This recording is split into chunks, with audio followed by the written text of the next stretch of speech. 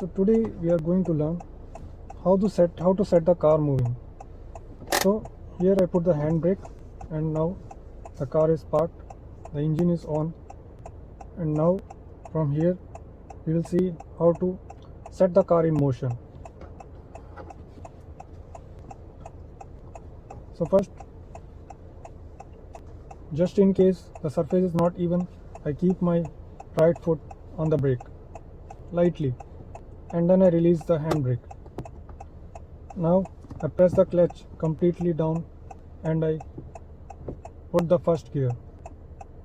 Now I release my foot from the brake if the surface is even, and then slowly, very gently release the clutch. And now the car has started moving.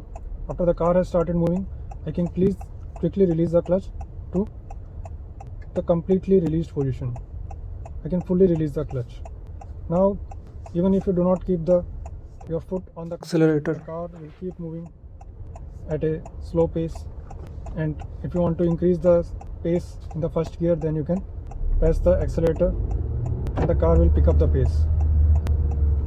This is how you set the car in motion.